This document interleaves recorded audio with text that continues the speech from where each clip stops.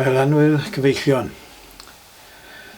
Mae'n edrych os bod y drefn yma i ni yn dod i arfer i gambwyll a mynd i bara am sbel go hir to. Mae'r clo yn mynd i bara am 2 wythnos arall fel glwson ni yn ystod yr wythnos ac mae'n ddigon posib bydd e'n para llawer hirach na hynny. Maen nhw'n sôn am bethau yn dechrau newid o bosib ddiwedd yr haf a bydde bethau'n dod nôl i fwy tebyg i'r hyn oedd hi. Mae'n ddigon posib ddim yn union un peth ar hyn oedd hi. Ac mae'n rhai bethau gobeithio na bydd hi yr union rhywun peth ar hyn oedd hi, wrth gwrs. Mae nifer o aelodau'r eglwysi yma, a diolch i Dduw am hynny, wedi cael y brechlyn ar dderchog o beth. A pob dymuniad da i chi. Wrth eich bod chi'n aros am yr ail brechlyn. A gobeithio bydd hynny yn digwydd yn unol ar amserlen.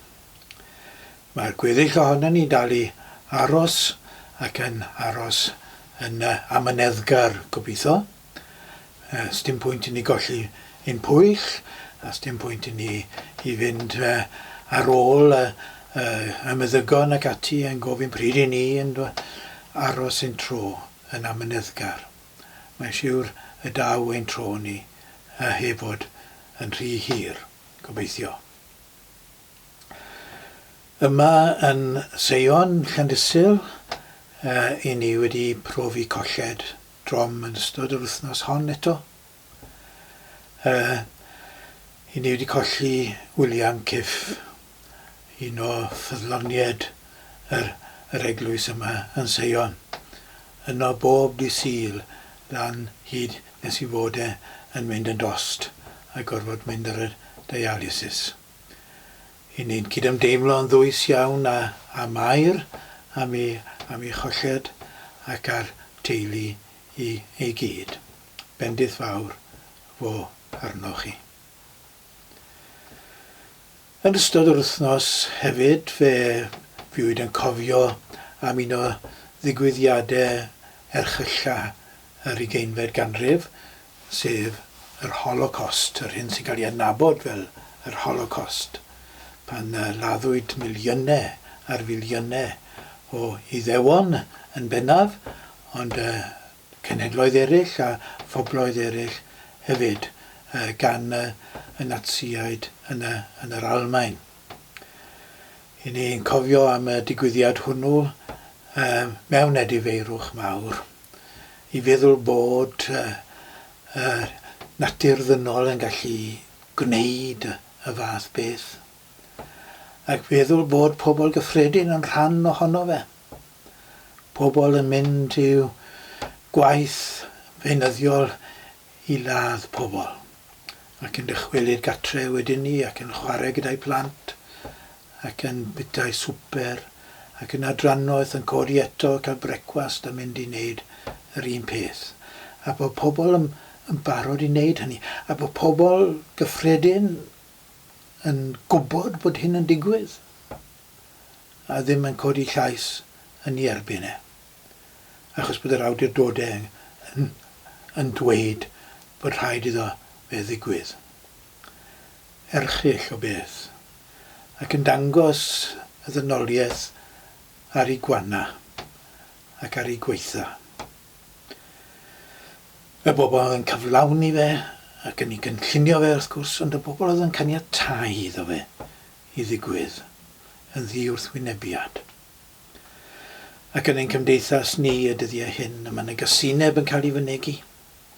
Y cysineb yn cael ei fynegu ar y cyfryngau, ar y pethau cymdeithasol, a'r cysineb hwnnw yn fynegiant o awydd i weld pobl yn dioddef, i weld pobl yn cael ei difa, ac mae hynny yn beth erchyll.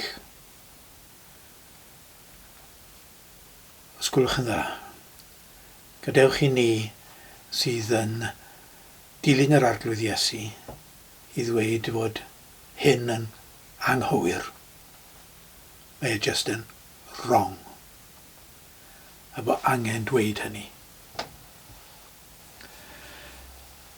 Nid rhywbeth sydd yn perthyn i'r 20fed ganrif yn unig oedd y Holocost. Mae'n dal i ddigwydd. Mae'n dal i ddigwydd mewn llefydd fel China.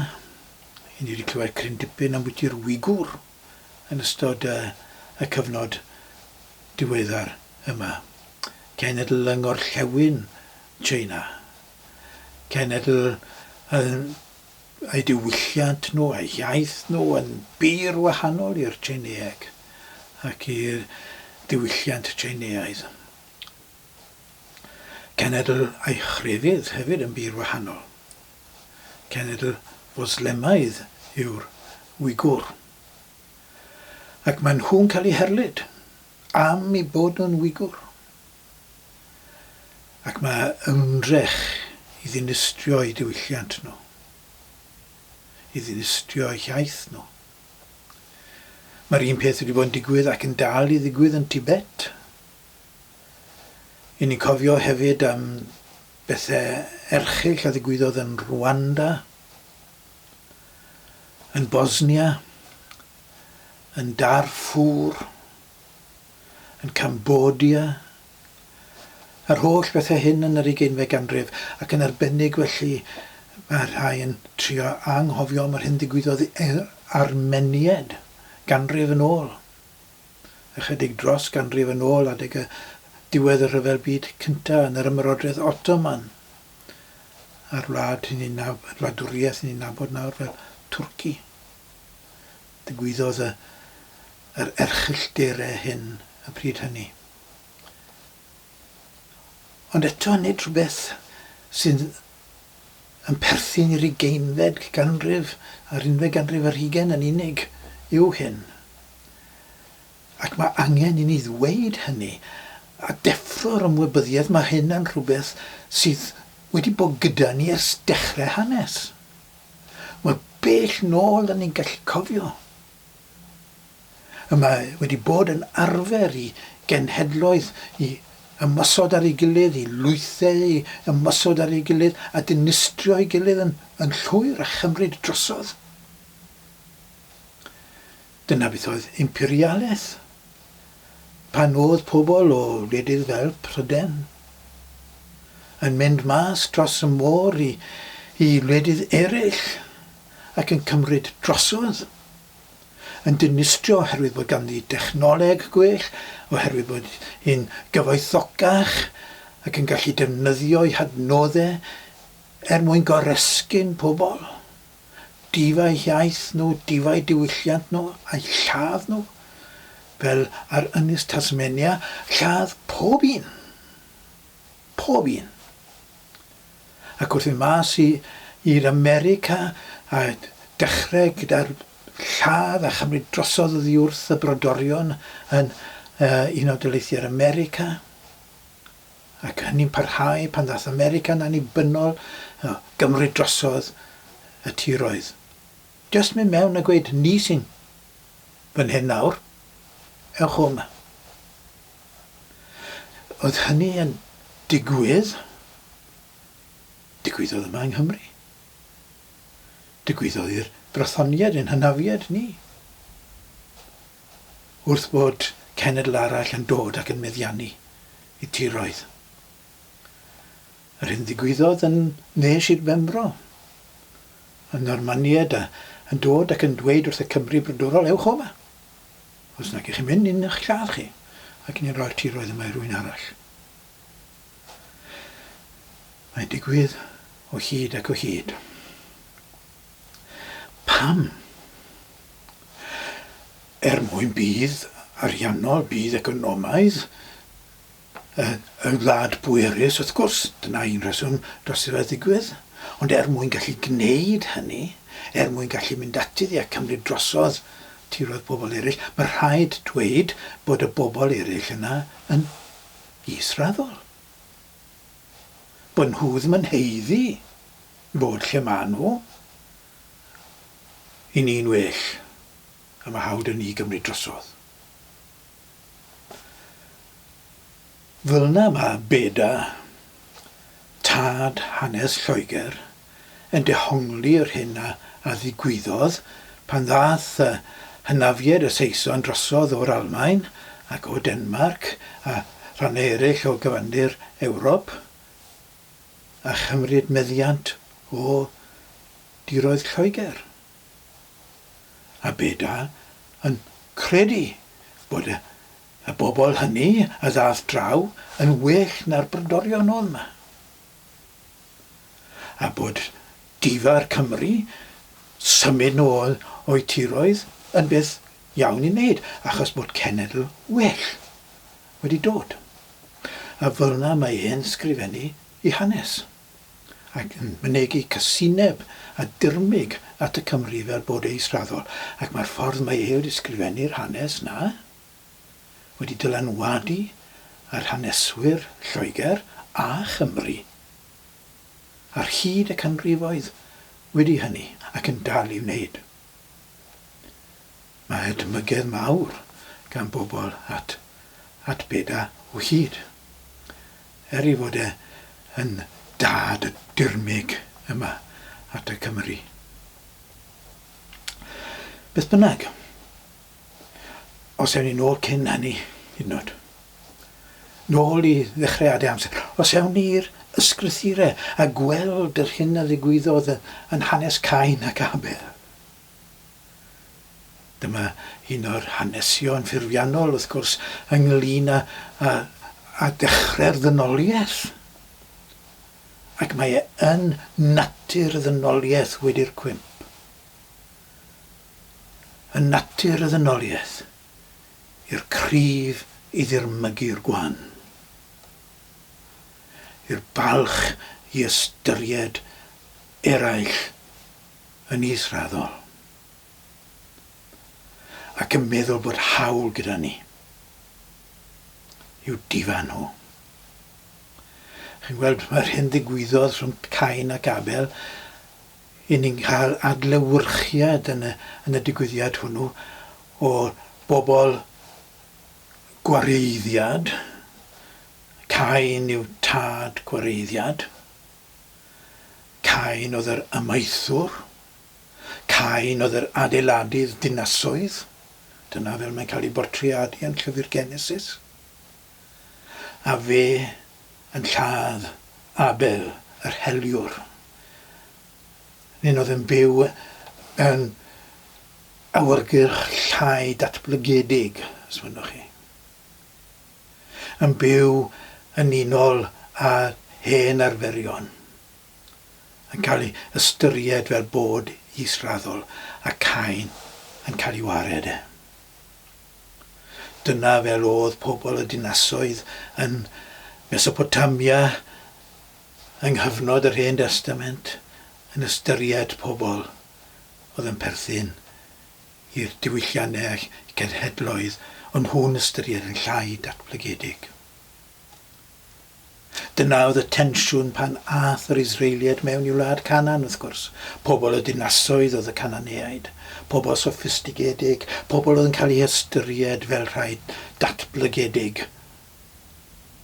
Pobl y bryniau oedd yr Israeliad.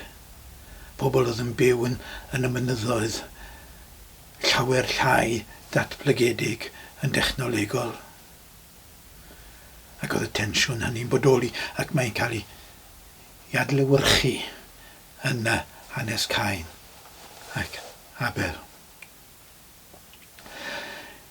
I ni'n gweld hynny reit o'r dechrau, ac mae'r archeolegwyr yn gweud wrthon ni amser bod nhw yn dod ar draws tiroedd olion llwythi adeg yr oes cerrig, bod yna rwyddion, bod yna bobl yn cael eu lladd gan fwyell neu beth bynnag,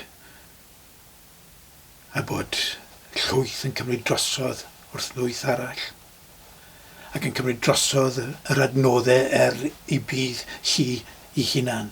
Ac mwyn gallu gwneud hynny, wrth gwrs, mae'n credu bod hawl yn wneud hynny achos bod nhw'n well.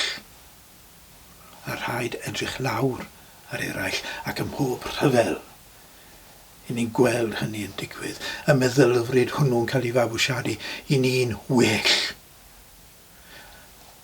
Ni'n mynd i ennill y rhyfel yma achos bod ni'n well na nhw. Pwy bynnag i nhw. Iesail tensiynau o hyd ac o hyd ac wedi bod ar hyd hanes yn rhan o'r natur ddynol. Dyna'r meddylfryd oedd yn bodoli pan oedd Iesu'n cerdded yn daearni. Dyna'r meddylfryd oedd yn bodoli pan oedd Paul oedd yn byw yn yr un math o ddiwylliant a Iesu wrth gwrs yn byw hefyd. Oedd y Rhufeiniad yn meddwl bod nhw'n well na phawb arall achos bod ganddyn nhw rym a chyfoeth. Oedd nhw'n filyr taraidd ac yn gallu goresgyn pobl. Nhw oedd y gorau trwy'r byd i gyd. Oedd y Groegiad yn meddwl bod nhw'n well, pawb arall yn cael ei galw yn barbaried gan y Groegiad. Oherwydd bod eu hieithoedd nhw yn anu a lladw i oedd swno fel barber i'r Groegiad. Dyna pam oedd nhw'n defnyddio y gair barbaried. Mi roedd yr Iddewon hefyd yn meddwl bod nhw'n well. Oherwydd eu crefydd nhw. Bod nhw'n etholedig gan Dduw, a bod pawb arall y cenedl ddynion i gyd yn israddol. Pawb yn meddwl bod nhw'n well na'i gilydd. Fel na o'n nhw, adeg Paul yn sgrifennu at y Colosied. A Paul yn dweud wrth y Colosied bod y mudiad hwn, yr eglwys hon, yn fudiad oedd yn ystyried pawb o'r un gwerth. Ac mae e'n pwysleisio hynny. Hynny yn ei lythyr at y Colosied. Dyma mae e'n ddweud. Peidiwch â dweud celwydd wrth eich gilydd, gan eich bod wedi diosg yr hen natur ddynol, ynghyd â'i gweithredoedd, ac wedi gwisgo amdanoch y natur ddynol newydd, sy'n cael ei hadnewyddu mewn gwybodaeth ar ddelw ei chriawdwr. Adnewyddu mewn gwybodaeth, deall, dysgu am bwyti'r criawdwr, am bwyty werthoedd e. Nid oes yma ragor rhwng Groegiad ac Iddewon, enweidiad a dienweidiad, barbariad, sgythiad, caeth, rhydd, ond Crist yw pob peth, a Christ sydd ym pob peth. Paul yn dod â'r sgythiad mewn, a sgythiad oedd cenedl barbaraidd oedd ar gyrion yr ymerodraeth, oedd yn byw yn ardal Wcran nawr, ac yn cael ei ystyried fel yr isafwr isel. Ac mae Paul yn gweud, yr sgythiad, di'r barbariad, rhai chi'n ystyried yn israddol. Os dim gwaniaeth yn nhw ar Groegiad, y rhai chi yn ystyried yn uwchraddol. Y Groegiad o'i holl ddiwylliant, tra chyfoethog. Y sgythiad cystal a'r Groegwr. Dyma feddylfryd y natur ddynol newydd. Dyma herio yr hen ffordd o feddwl. A dyma gwaith ni. Yw herio y ffordd sydd yn rhannu pobl ac yn ystyried rhai yn israddol. Ac o Dduw helpa ni i allu gwneud hynny. Helpa ni trigarog dad i weld pawb o'r un gwerth. Fi'r un gwerth a pob un arall, a phob un arall yr un mor werthfawr a fi. Helpa ni yn enw Iesu. Amen.